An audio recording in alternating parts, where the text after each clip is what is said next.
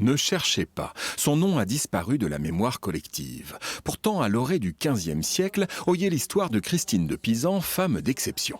Au travers aussi de poésie lyrique, s'emploiera à défendre le sexe féminin des villes a priori masculins.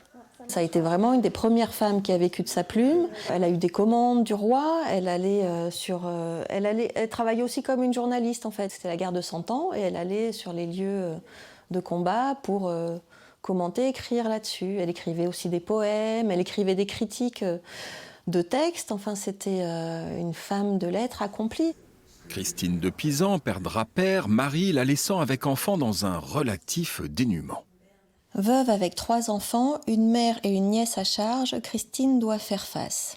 Quel courage ne lui faut-il pas pour braver la bienséance ? Elle va tracer une nouvelle voie, c'est-à-dire qu'elle va prendre son indépendance, aller au procès, faire face à ses créanciers et leur rembourser l'argent que son mari finalement leur devait en écrivant. Christine de Pisan, femme libre avant l'heure, mais comment représenter ce personnage haut en couleur ? Il y a plein de représentations de Christine de Pisan, c'est assez statique et c'est un dessin, c'est une illustration du Moyen-Âge, donc c'est pas du tout mon style, mais j'ai essayé de faire le lien entre ça et un travail plus réaliste, plus photographique et contemporain. Calamity Jane, Christine de Pisan, bientôt Ada Lovelace, mathématicienne du 19e, Anne Loyer, Claire Gaudriot mettent avec talent en lumière ces femmes oubliées qui ont fait l'histoire. Esprit éblouissant d'humanisme, Christine de Pisan a ouvert sans le savoir la voie aux générations d'écrivaines à venir.